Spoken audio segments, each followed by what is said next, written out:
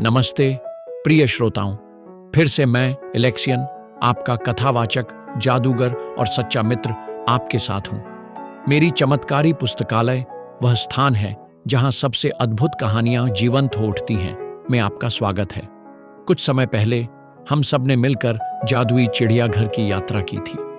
मुझे उम्मीद है कि वह सैर आपके लिए सबसे प्यारी यादें छोड़ गई होगी। मुझे अपने अनुभवों के बारे में लिखें और जब भी आपका मन करे आप जादुई चिड़ियाघर में फिर से लौट सकते हैं। लेकिन आज मैं आपको एक नई असाधारण यात्रा पर आमंत्रित करता हूं। हम जादू के संग्रहालय की यात्रा करेंगे, वह स्थान जहां विभिन्न परियों की कहानियों, जादुई दुनियाओं और अद्भुत आयामों के अविश्वसनीय कलाकृतियां, मंत्र और रहस्य संरक्षित हैं। चलिए मेरा जादुई कंपास लेते हैं जो इस अद्भुत संग्रहालय का द्वार खोल देगा। तैयार हैं? तो चलिए आगे बढ़ते हैं। जैसे ही कंपास की सुई रुकी, हमारे सामने एक विशाल चमकता हुआ पोर्टल खुल गया। हम उसके अंदर कदम रखते हैं और अब हम चमचमाते क्रिस्टल से बनी विशाल दरवाजों के सामने खड़े हैं, जिन पर जादुई रोशनी से चमकते हुए डिजाइन बने हुए हैं। दरवाजों पर लिखा है, जादू के संग्रहालय में आपका स्वागत है, चमत्कारों और रहस्यों का खजाना। दरवाजे अपने आप खुल जाते हैं और हमें एक ऐसा प्राणी मिलता है जो ड्रैगन और उल्लू का मिश्रण लगता है। उसके पंख सोने की तरह चमकते हैं और उसकी चमकीली नीली आंखें दया और स्नेह से भरी हुई हैं। स्वागत है मेहमानों, वह प्राणी कहता है। मैं हूं आर्काइवेरियस, संग्रहालय का मुख्य संरक्षक। मैं आपको हमारे हॉल्स में ले जाऊंगा और सबसे अद्भुत वस्तुएं दिखाऊंगा। हम आर्काइवेरियस के पीछे चलते हैं। गलियारे की दीवारें जीवंत चित्रों से ढकी हुई हैं, जिनमें परियों की कहानियों के दृश्य हैं। ड्रैगन, नृत्य करती परियां और नायक जो अंधेरे ताकतों से लड़ रहे हैं। हर चित्र हमें अपने संसार में प्रवेश करने के लिए आमंत्रित करता है, लेकिन आर्काइवेरियस हमें आगे ले जाता है, पहली प्रदर्शनी की ओर। हम एक ऐसे हॉल में प्रवेश करते हैं जो एक घने जंगल जैसा लगता है। चांदी जैसे पत्तों वाले ऊंचे पेड़ छत तक फैले हुए हैं और हवा में देवदार और फूलों की खुशबू है। यहां प्रकृति के जादू से जुड़ी कलाकृतियां रखी गई हैं। प्रकृति का जादू आर्काइवेरियस शुरू करता है, सभी जादुओं में सबसे प्राचीन है। इसे ड्रुइड्स, जंगल की आत्माओं और एल्व्स ने सीखा। वे पेड़ों, नदियों और हवाओं से शक्ति लेते थे। इस जादू का उपयोग जंगलों की रक्षा, उपचार और मनुष्यों और प्रकृति के बीच सामंजस्य बनाने के लिए किया जाता था। हमारे चारों ओर अद्भुत कलाकृतियां फैली हुई हैं, जैसे पेड़ और पौधे खुद अपनी रहस्यों को साझा करना चाहते हों। हम देखते हैं प्राचीन ताबीज जो प्रकृति से जुड़ाव को बढ़ाते हैं, पृथ्वी की ऊर्जा से भरे क्रिस्टल और जादुई झरनों का पानी जो किसी भी घाव को ठीक कर सकता है। एक चबूतरे पर एक विशाल पत्ता रखा है जो किंवदंती के अनुसार एक ढाल में बदल सकता है, जो किसी भी बुराई से बचा सकता है। आर्काइवेरियस हमें एक कांच के गुंबद के पास ले जाता है, जिसके अंदर जंगल की आत्मा की बांसुरी रखी है। यह बांसुरी, वह समझाता है, एक प्राचीन जंगल की आत्मा की थी जो पेड़ों और पौधों को नियंत्रित कर सकती थी। जब वह इस पर बजाता था तो जंगल जीवंत हो उठता था। पेड़ हिलने लगते थे, फूल खिल उठते थे और जानवर संगीत सुनने के लिए इकट्ठा हो जाते थे। किंवदंती है कि एक बार इस बांसुरी ने एक पूरे जंगल को एक दुष्ट जादूगर द्वारा लगाई गई आग से बचाया था। हम एक धीमी धुन सुनते हैं, जैसे बांसुरी अपनी कहानी याद कर रही हो। हम आगे बढ़ते हैं और गलियारा अब एक पानी के नीचे की सुरंग जैसा दिखता है। दीवारें समुद्र के पानी की तरह चमकती हैं और हमारे चारों ओर चमकती मछलियां और जेलीफिश तैर रही हैं। आर्काइवेरियस कहता है, अगला हॉल पानी के जादू को समर्पित है। कुछ अद्भुत देखने के लिए तैयार हो जाइए। हम एक ऐसे हॉल में पहुंचते हैं जो समुद्र के तल जैसा दिखता है। हमारे चारों ओर मूंगे, मोती और चमकती समुद्री घासें हैं। हॉल के केंद्र में एक विशाल एक्वेरियम है जिसके अंदर समुद्र के राजा का त्रिशूल चमक रहा है। पानी का जादू आर्काइवेरियस जारी रखता है। समुद्री जादूगरों, मत्स्यांगनाओं और यहाँ तक कि कुछ तटीय लोगों द्वारा सीखा गया था। इसका उपयोग समुद्री धाराओं को नियंत्रित करने, बारिश बुलाने और तूफानों से बचाव के लिए किया जाता था। यह जादू भावनाओं से गहराई से जुड़ा हुआ है, क्योंकि पानी भावनाओं को दर्पण की तरह प्रतिबिंबित करता है।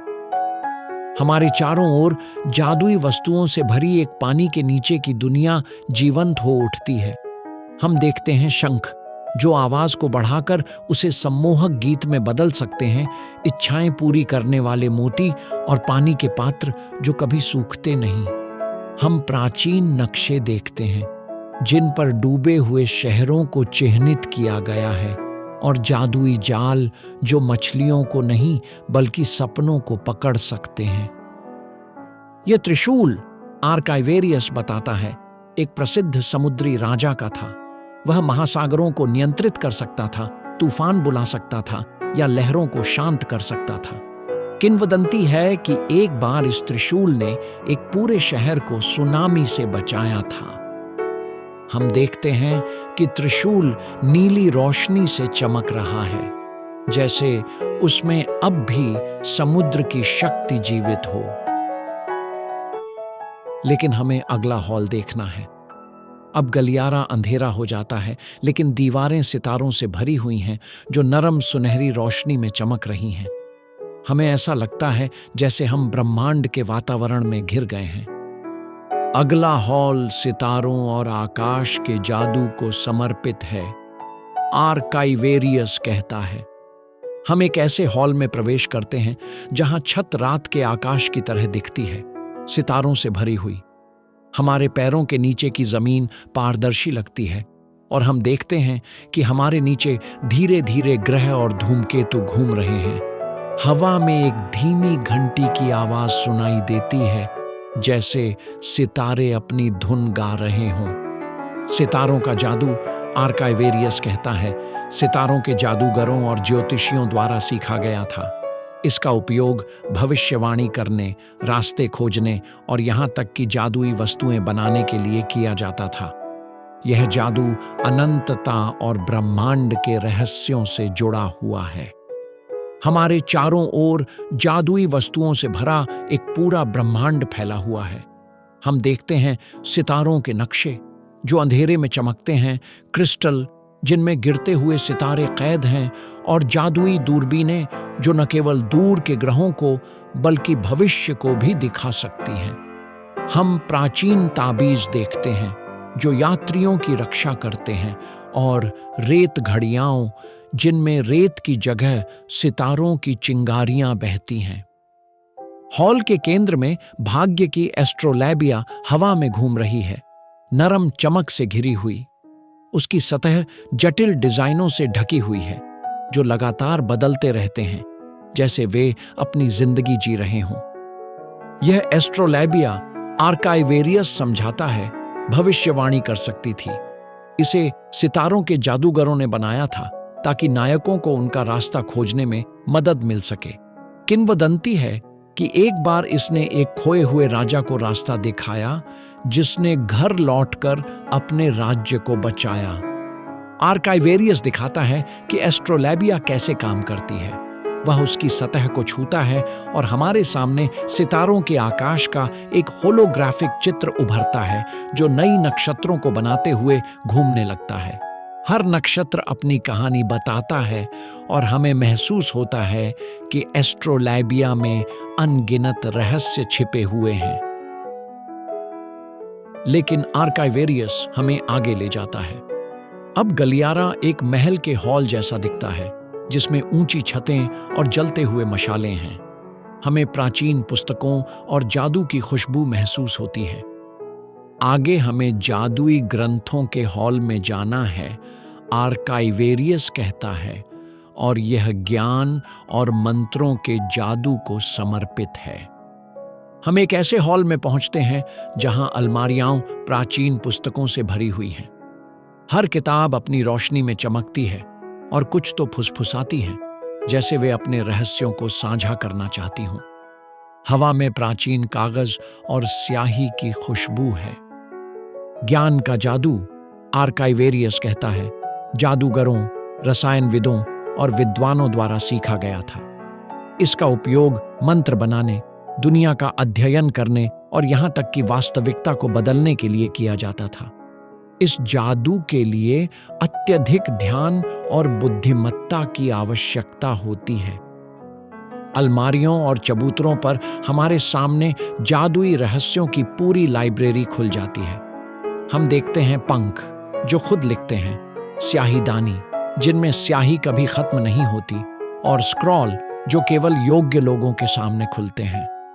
हम जादुई लेंस देखते हैं जो अदृश्य पाठ पढ़ने की अनुमति देते हैं, और चाबियां जो अन्य आयामों के दरवाजे खोलती हैं।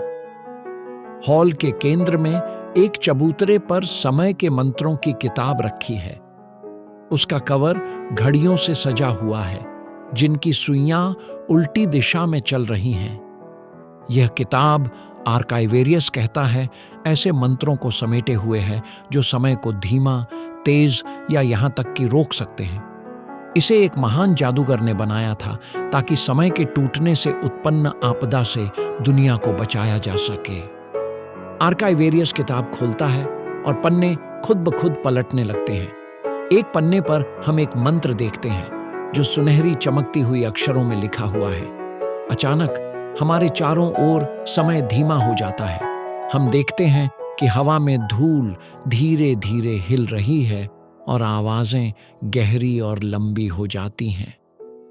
यह इसकी शक्ति का केवल एक छोटा सा हिस्सा है, आर्काइवेरियस कहता है, और समय फिर से सामान्य हो जाता है। और हम आगे बढ़ते हैं।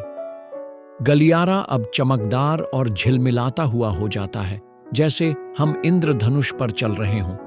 आर्काइवेरियस मुस्कुराता है। आखिरी हॉल प्रकाश और आशा के जादू को समर्पित है। हम एक ऐसे हॉल में प्रवेश करते हैं जो मंत्र मुग्ध कर देने वाली सुनहरी रोशनी से चमक रहा है। प्रकाश का जादू, आर्काइवेरियस कहता है, स्वर्गदूतों, परियों और प्रकाश के जादूगरों द्वारा सीखा गया था। इसका उपयोग अंधकार को भगाने, उपचार और प्रेरणा के लिए किया जाता था। यह जादू दिल की पवित्रता और अच्छाई में विश्वास से जुड़ा हुआ है।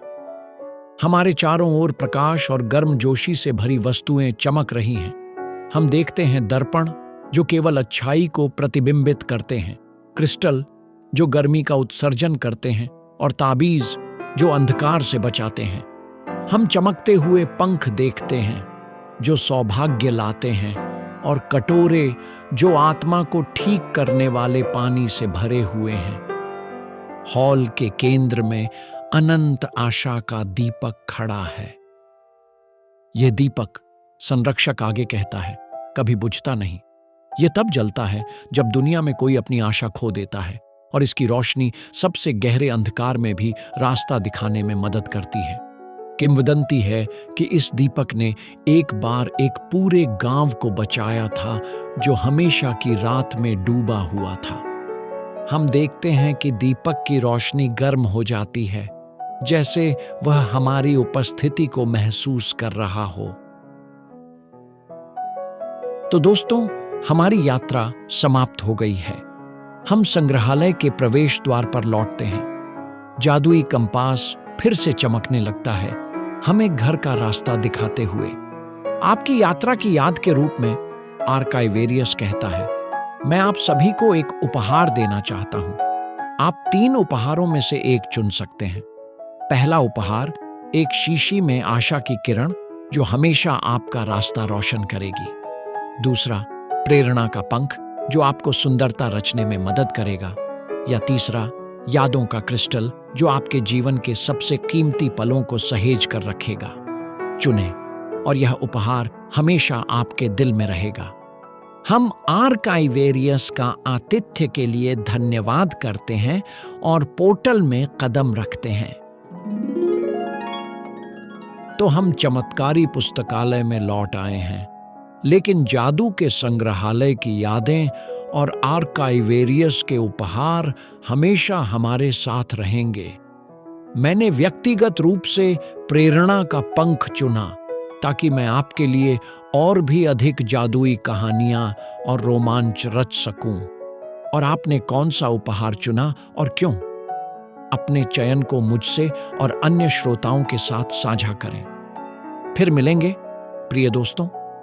मैं आपको चमत्कारी पुस्तकालय में इंतजार करूंगा, जहां हमें नई अविश्वसनीय कहानियां और रोमांच मिलेंगे।